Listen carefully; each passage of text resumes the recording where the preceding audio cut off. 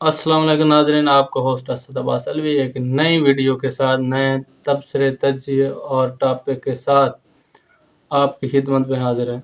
आप देख रहे हैं मेरा यूट्यूब चैनल अलवी व्लॉग्स। नाज़रीन, आज बात करते हैं सुप्रीम कोर्ट की हेयरिंग के बारे में। नाज़रीन, याद रहे कि ये हेयरिंग उस केस पर हो रही है जो पीटीआई ने पटिशन दायर की थी और क्वाफ लीग ने मिलकर उस पर हो रही है कि जो क्वाफ लीग के 10 वोट रिजेक्ट कर दिए गए थे उस पर। हमजा शहबाज साहब के वकील थे मंसूर अवान साहब।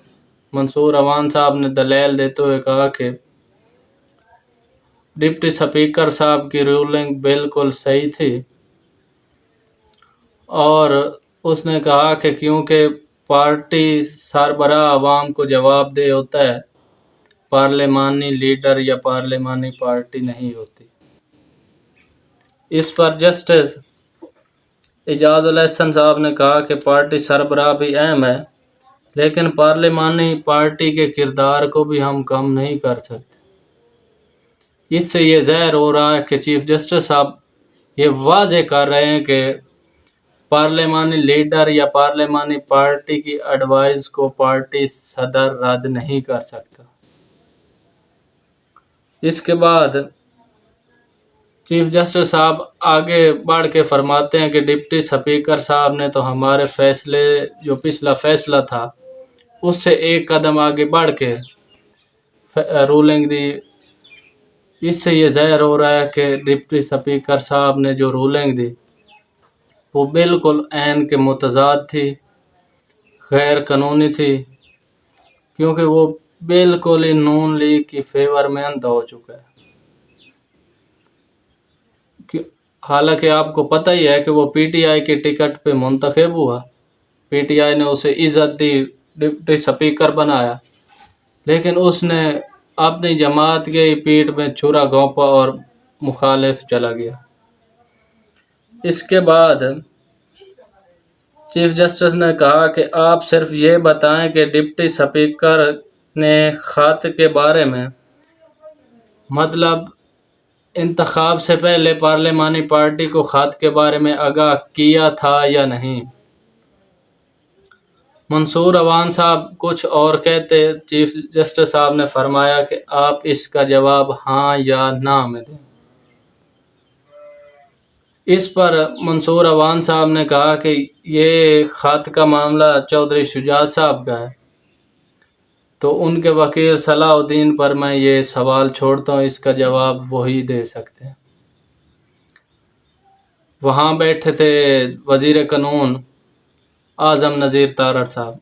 उसने जो मंसूर अवान साहब से थे उनको लुकमा देने की कोशिश की, लेकिन चीफ जस्टिस साहब ने उन्हें ये कह कर झाड़ पिला दी कि वो खुद वकील है, वो अच्छे दलील दे सकता है, आपको मुदाखलत करने की ज़रूरत नहीं, आप वकील नहीं हैं किसी के। तो इस पर आज़म नज़ीर तारड़ ने कहा कि मैं आपने मतलब ये नौजवान वकील है, आपने इसके कंधों पे ज़्यादा बोझ कर दिया है। तो चीफ जस्टिस ने कहा कि वो बहुत अच्छे दलील दे रहा है, आपको ज़रूरत नहीं है बीच में कूदने की। तो सुप्रीम कोर्ट ने आज की हेयरिंग में कहा कि बाबर अवान को भी कहा कि आप दलील दें फुल बेंच के बारे में। नून लीग के जो वकला थे या पीडीएम के, उनका ये मुतालबा था कि फुल बेंच तश्कील दिया जाए। हमें 3 या 5 रुकनी बेंच बिल्कुल मंजूर नहीं है। हम सुप्रीम कोर्ट के सारे जजेस का फैसला जानना चाहते हैं, उनकी राय जानना चाहते हैं। इस पर कुछ देर तक फैसला महफूज किया गया, जिसमें बाबर अवान साहब ने भी दलील दी है। और बाबर अवान साहब ने कहा, जो परवेज़ इलाही साहब के वकील हैं, उन्होंने कहा कि ये सवाबदीद तो आपकी है, चीफ जस्टिस साहब से फरमाए, लेकिन मैं ये कह सकता हूँ कि पिछले 25 साल में सिर्फ 3 केसों में फुल बेंच तश्कील दिया गया, जबकि बाकी सारे केसों में फुल बेंच की अपील को रद्द किया गया। کیونکہ آپ جانتے ہیں کہ فل بینچ تشکیل دیا جائے، ہفتہ اس کیس میں پڑ جانا ہے، اور ان کو تو صرف اپنی کرسی بچانے کی فکر ہے، عوام کی تو فکر نہیں ہے۔ آپ کو پتہ ہے کہ ہماری عدالتوں میں ہزاروں کیس ہیں۔ جس بابر اعوان صاحب نے فرمایا کہ باقی جو کیسز ہیں وہ مطلب سائلین اتنے کیسز ہیں وہ مشکلات کا شکار ہوں گے، باقی ثواب دید آپ کی ہے، آپ فل بینچ تشکیل دیں تو ہمیں کوئی اعتراض نہیں۔ چیف جسٹس صاحب نے یہ فیصلہ تھوڑی دیر تک محفوظ رکھا اور اس کے بعد اس جو نون لیگ کی اپیل تھی، ڈیمانڈ تھی، اس کو بالکل ہی مسترد کر دی۔ چیف جسٹس صاحب نے کہا کہ ہم 3 جج آپ کے لیے 24 گھنٹے اویلیبل ہیں، لیکن ہم فل بینچ تشکیل نہیں دے سکتے، ہماری عدالتوں میں ہزاروں کیسز پڑے ہیں اور ہم ایک کیس میں نہیں الجھنا چاہتے بلکہ باقی کے بھی فیصلے کرنے ہیں۔ کوئی سائلین بہت زیادہ ہیں، کیسز بہت زیادہ ہیں، پہلے بھی ہمارا جو اتنے 50 سال کے کیسز پڑے ہیں، تو ہم ایک کیس پہ اپنا وقت ضائع نہیں کرنا چاہتے۔ سپریم کورٹ کے تمام جج صاحبان کی رائے ایک ہی ہے اور وہ ایک دوسرے کے متضاد رائے نہیں دیتے۔ چودھری شجاعت صاحب کے وکیل صلاح الدین صاحب بھی پیش ہوئے اور انہوں نے اپنے دلائل دیے۔ انہوں نے مطلب عدالت سے مہلت مانگی کہ مجھے وقت دیا جائے، میں وہ خط آپ کو پیش کروں گا جو قواف لیگ کے 10 ممبران کو باری باری دیے گئے۔ اس پر عدالت نے یہ سماعت جمعرات تک ملتوی کر دی۔ عدالت یہ چاہتی ہے کہ ہم تمام فریقین کو مکمل سننا چاہتے ہیں، کسی کا اس لیے انہوں نے زیادہ وقت دیا ہے کیونکہ اتنا بڑا کیس تو ہے نہیں، عین واضح ہے۔ آئین کی 63A بالکل واضح ہے کہ پارلیمانی لیڈر ہی اپنی پارٹی کو بتاتا ہے کہ ووٹ کس کو دینا ہے اور اس کو پارٹی سربراہ رد نہیں کر سکتے، لیکن عدالت یہ چاہتی ہے کہ ہم کسی کا اعتراض نہیں چھوڑیں گے بلکہ تمام کو برابر سنیں گے اور فیصلہ میرٹ پہ دیں گے۔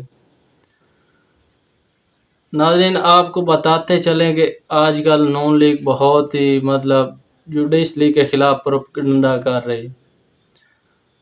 جو مریم نواز ٹویٹر نون لیگ کا سوشل میڈیا سیل چلا رہی ہیں، اس نے 500 پتہ نہیں کتنے فیک اکاؤنٹ بنوائے ہیں اور 11,000 ٹویٹس کرائے ہیں جوڈیشلی کے خلاف۔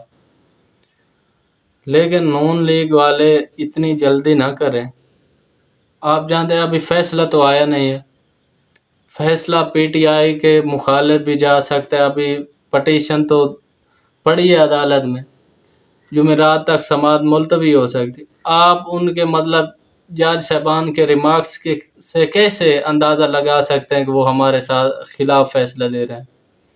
لیکن عین واضح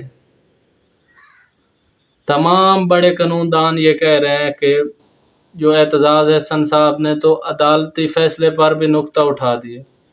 وہ کہتے ہیں کہ حمزہ کو کس حیثیت سے انہوں نے دوبارہ وزیر اعلیٰ عبوری بنا دیا ہے، وہ تو اس اہل بھی اب نہیں رہے کیونکہ پٹیشن بھی ان پہ دائر ہے، ان کا رولا چل رہا ہے اور پھر وہ وزیر اعلیٰ بن کے بیٹھ گیا۔ جو نون لیگ کے وکیل تھے نواز شریف صاحب کے، سلیمان اکرم راجہ صاحب، انہوں نے بھی اس کی بھرپور مخالفت کی ہے۔ وہ کہہ رہے ہیں کہ یہ عین سے کھلواڑ ہو رہا ہے، پارلیمانی لیڈر کی ثواب دید ہوتی ہے کہ ووٹ کس کو دینا ہے، پارٹی صدر رد نہیں کر سکتا۔ لیکن اس کے برعکس ڈپٹی اسپیکر صاحب جو نون لیگ کے آج کل چہیتا ہیں، انہوں نے مخالف رولنگ دے کے 186 ووٹوں کو رد کر کے 179 ووٹ والوں کو جس کی سادہ اکثریت بھی پوری نہیں ہوتی اس کو وزیر اعلیٰ بنا دیا۔ حیرانگی کی بات ہے یار. کامن سینس ہے کہ آپ یار رن اپ الیکشن ہو کوئی بھی ہو سادہ اکثریت ہونی چاہیے. یہ جنگل کا قانون تو نہیں ہے یار. آپ جس کو چاہیں بھائی اسپیکر رولنگ دے دے بھائی اس کو بٹھا دیں. یار اگر قاسم سوری صاحب کی رولنگ عین کے مطابق غلط تھی تو سپریم کورٹ نے رد کر دی تھی. اس پر تو آپ نے تالیاں بجائی تھی, آپ بڑے خوش ہوئے تھے. لیکن اس پر آپ کو کیا اعتراض ہے؟ سپریم کورٹ میں ابھی پٹیشن پڑی ہے, فیصلہ جمعرات تک ابھی سماعت ملتوی ہوئی ہے, ہیئرنگ ملتوی ہوئی ہے. فیصلہ نہیں ہونے والا جمعرات کو, عدالت کی مرضی ہے کب فیصلہ دے دے. اس لیے میں نون لیگ والوں سے یہ کہنا چاہتا ہوں کہ خدا کا خوف کرو اور اپنی حد میں رہو. اب ادھر سے برطانیہ میں بیٹھا ایک, اس نے کہا ہے کہ ہماری پارٹی کو چاند پارٹی رہنماؤں نے اور چاند پی ڈی ایم رہنماؤں نے تباہ کر دیا. ناظرین وہ بالکل ہی ٹھیک فرما رہے ہیں, کیونکہ وہ تو حکومت لینا ہی نہیں چاہتے تھے.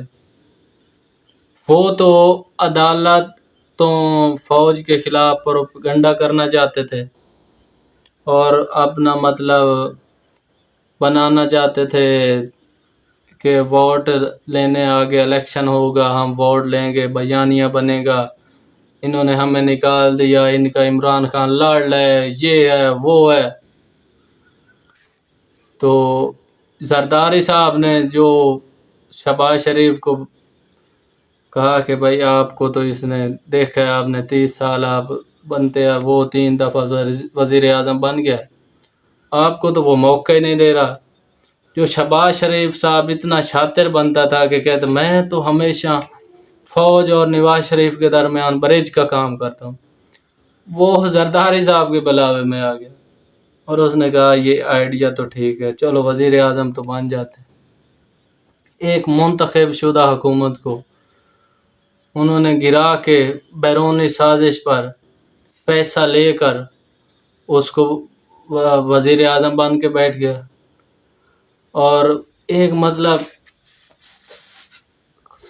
جو پچھلی حکومت تھی شروع میں مہنگائی ہو, لیکن حالات جو تھے نا وہ اسٹیبل ہو گئے تھے. اب اتنی مہنگائی نہیں ہونی تھی لیکن اتنی نہیں ہونی تھی. آج دیکھیں کہ 232 پہ ڈالر چلا گیا اور ان کو پرواہ بھی نہیں ہے, یہ اپنی حکومت بچانے میں لگے ہوئے. ان کو تو چاہیے تھا کہ یہ فوراً ہی اسمبلیاں تحلیل کر کے فریش فری مینڈیٹ کے لیے الیکشن کا اعلان کر دیتے, لیکن یہ چمٹے ہوئے ہیں اقتدار سے, یہ چھوڑنا نہیں چاہتے. یہ کہتے ہیں کہ ہم نہیں چھوڑیں گے, ہم نہیں چھوڑیں گے. وہی خدا کا خوف کرو یار. نواز شریف صاحب نے خود کہا تھا یہ انسانوں کی بستی ہے, حیوانوں کی نہیں, یہاں جنگل کا قانون نہیں چلے گا. اور شہباز شریف صاحب اب یہاں جنگل کا قانون نہیں چلے گا, یہ انسانوں کی بستی ہے, یہ انسانوں کا ملک ہے. آپ جیسے ان کو ذبح کریں یہ ذبح نہیں ہوں گے, آپ کی مرضی نہیں چلے گی. ناظرین آج ایک اور بھی بات بڑی اہم ہے, وہ یہ ہے کہ کور آرمی چیف نے تمام کور کمانڈر تھے نا ان سے مطلب آج اجلاس طلب کیا. انہوں نے اندرونی اور بیرونی تمام مطلب جو مسائل ہیں موجودہ ملک کے لیے ان پر ڈسکس کیے. شاید اسٹیبلشمنٹ نرم مداخلت کرنے والی ہے کہ الیکشن کی طرف تمام سیاسی پارٹیوں کو کیل کیا جائے. کیل کرنے والی یار کون سی بات ہے, ان کا ڈنڈا چلنا ہے اور کام ہو جانا.